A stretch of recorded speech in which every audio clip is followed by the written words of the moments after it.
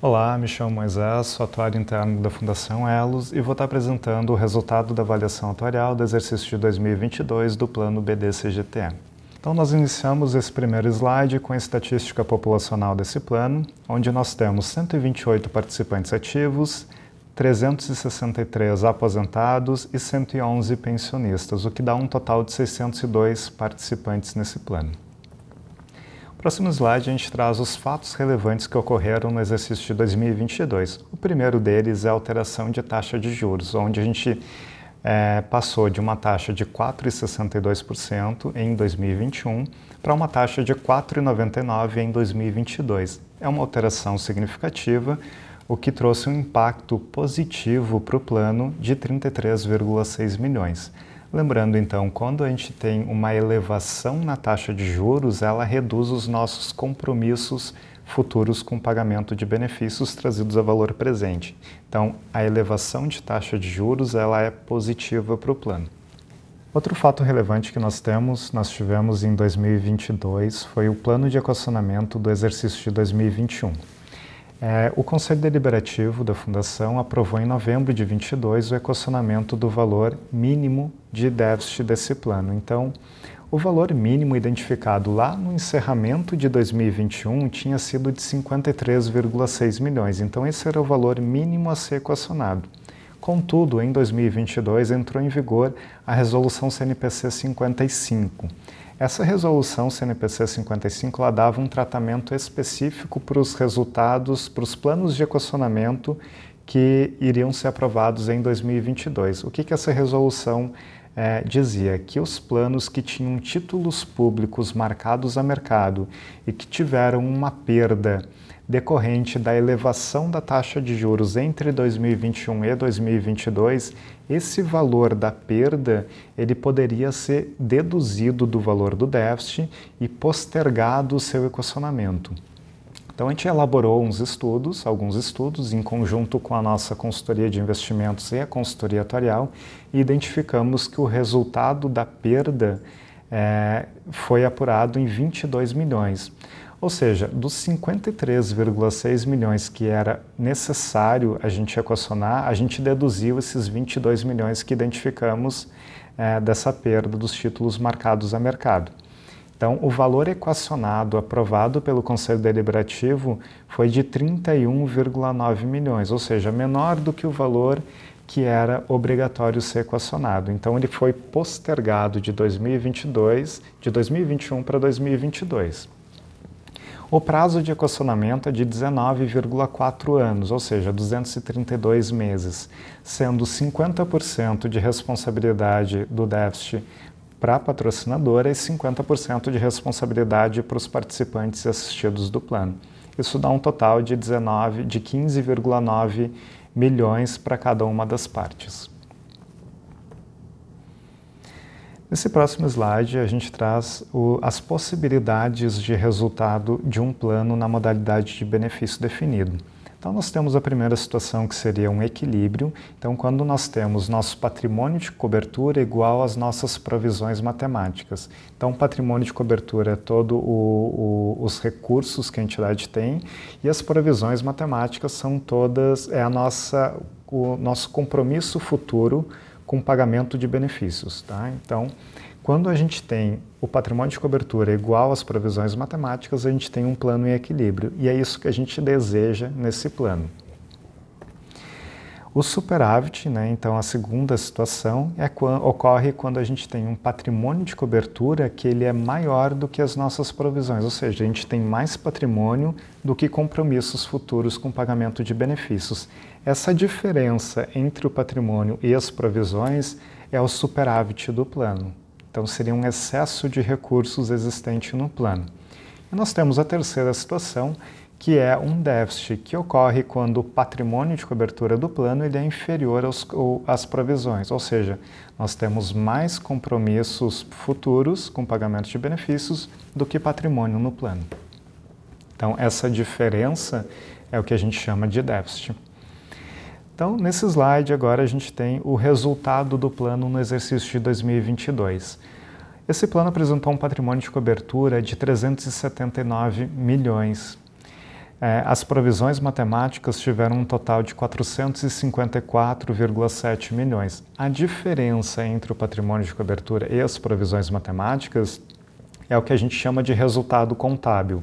Então, essa diferença foi de 75,6 milhões de déficit. Então, nós temos um déficit contábil de 75,6 milhões. Desse déficit contábil é permitido a dedução do ajuste de precificação. O que é o ajuste de precificação?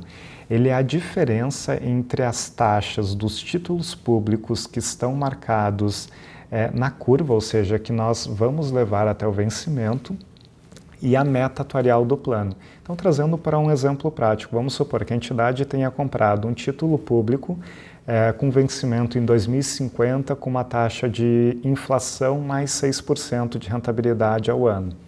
E a meta atuarial do plano é inflação mais 5% ao ano. Então, essa diferença entre os 5% e os 6% é de 1%. Então, 1% até 2050 é o ganho futuro que nós vamos ter com a diferença entre a taxa de juros do título público e a meta atuarial. Tudo isso trazido a valor presente, essa diferença, esse ganho futuro trazido a valor presente é o que a gente chama de ajuste de precificação. E ele é permitido deduzir do resultado contábil. Então, esse resultado, o ajuste de precificação foi de 22 milhões, então ele é algo que impacta positivamente no plano. Então, o resultado contábil de déficit de 75,6 milhões menos os 22 milhões do ajuste de precificação fazem com que a gente tenha um resultado para fins de solvência de 53,5 milhões de déficit. Então, esse é o resultado do plano. Ele apresentou um resultado deficitário de 53,5 milhões no plano. Fazendo um paralelo com o slide anterior da situação de equilíbrio do plano, então a gente tem que o patrimônio de cobertura desse plano é inferior às provisões matemáticas. Nós temos o ajuste de precificação, que é aquele ganho futuro, e nós temos o nosso déficit, então, de 53,5 milhões. Agora, olhando sobre o valor deficitário de 53,5 milhões, nós temos que a legislação ela permite que o plano tenha um valor de déficit sem necessidade de um plano de equacionamento.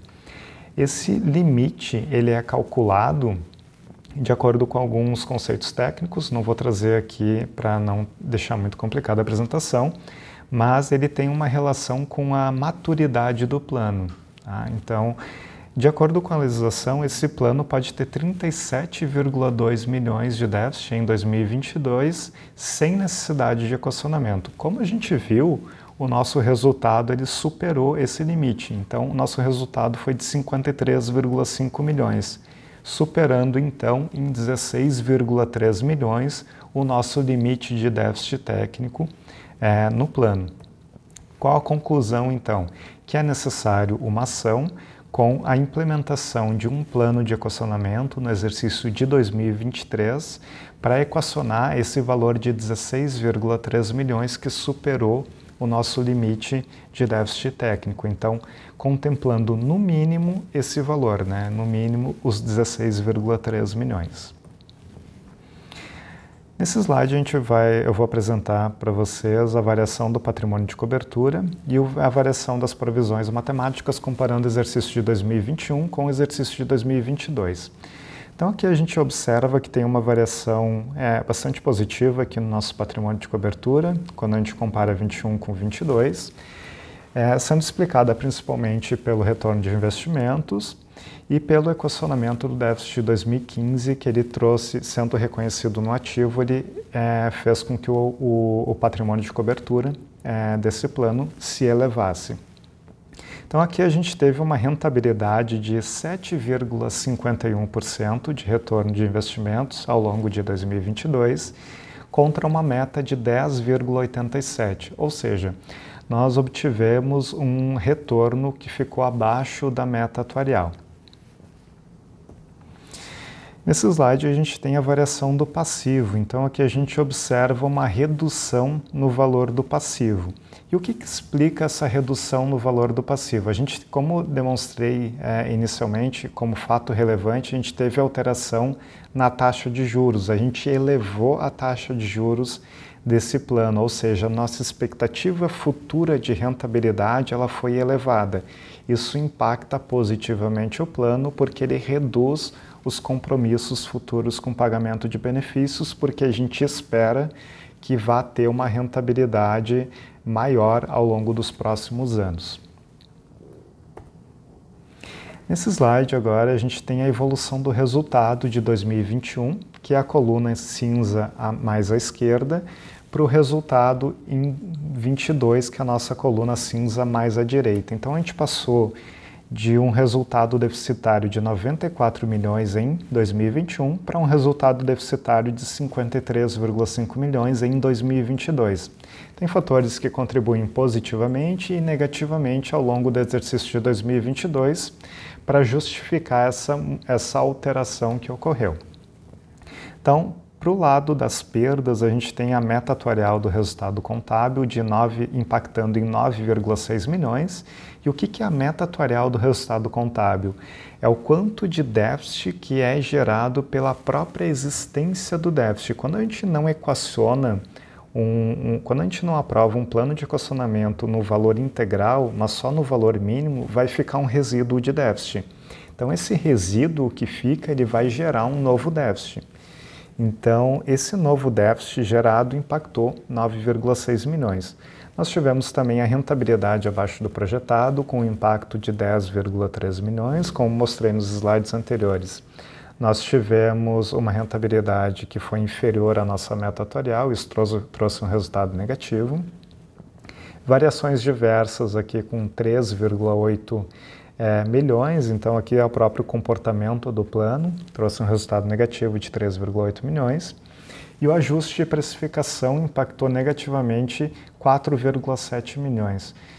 Poxa, mas o que é esse ajuste de precificação? Lembram que eu comentei que a gente elevou a taxa de juros e o ajuste de precificação justamente é o ganho pela diferença entre a compra, o valor da taxa de juros dos títulos comprados com a meta atuarial.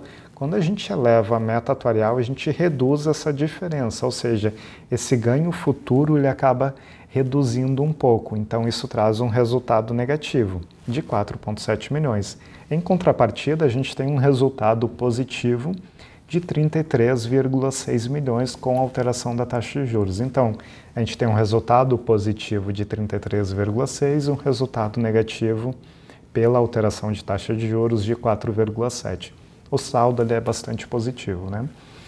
E nós tivemos também um equacionamento do déficit de 2021, aprovado pelo Conselho Deliberativo, como eu comentei também, impactando em valores atualizados em 35,3 milhões. Então, a soma desses fatores foi que fizeram com que o plano passasse de 94 milhões de déficit em 2021 para um resultado deficitário de 53,5 milhões. Então, a gente observa aí uma redução no valor deficitário, justificada principalmente pelo equacionamento de déficit de 2021 e a alteração na taxa de juros, que também trouxe um resultado bastante positivo para o plano. Então aqui a gente tem, nesse último slide, um cronograma sobre o plano de equacionamento do resultado de 2022. Então a gente tem aqui o resultado de 2022, né, posicionado em dezembro de 22, e início de 2023 a gente está fazendo essa apresentação para vocês.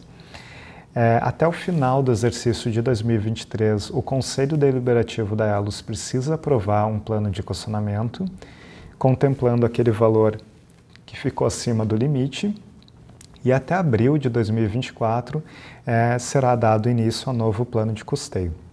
Esse novo plano de custeio vai contemplar uma alíquota de contribuição extraordinária justamente para equacionar esse valor do déficit identificado no exercício de 2022. Então essa era a apresentação. Qualquer dúvida que vocês tenham, fiquem à vontade de nos mandar mensagem pelos meios de contato, que é o nosso e-mail e o WhatsApp, e a gente está à disposição. Obrigado. Boa tarde, pessoal. Meu nome é Leonardo Galuzzi Sansivieri, eu sou gerente de investimento da Elos e a gente está aqui hoje para falar um pouquinho sobre o cenário macroeconômico de 2022. Primeiramente, vale comentar que o ano de 2022 foi um ano onde praticamente todos os países do planeta vivenciaram uma inflação e uma taxa de juros bastante altas. O primeiro movimento que a gente verificou é ainda relacionado à pandemia da Covid-19. Os governos, ao final de 2021 e início de 2022, começaram a fazer as aberturas comerciais e aí sim as economias começaram a voltar à normalidade. No mercado norte-americano, a gente teve no ano de 2022 uma bolsa com uma taxa negativa de 24,88. Além disso, os Estados Unidos sofreram com uma das maiores inflações ao longo dos últimos anos, superando inclusive a inflação brasileira. Por lá, o governo americano também teve que atuar subindo as taxas de juros do país, o que não era visto há muito tempo. No mercado europeu, não foi diferente. Fruto da pandemia da Covid-19 e dos impactos da guerra entre Rússia e Ucrânia, os europeus passaram por um período com taxas de juros altas e o governo teve que atuar subindo as taxas de juros do país. Falando especificamente da guerra entre Rússia e Ucrânia, a gente verificou que a parada de fornecimento de energia pela Rússia para a Europa foi o fator preponderante para as dificuldades verificadas na Europa em 2022. A Ucrânia, por sua vez, também teve que encerrar parte de sua produção em grãos, em fertilizantes, o que também trouxe impacto ao mercado brasileiro e ao mercado do resto do mundo.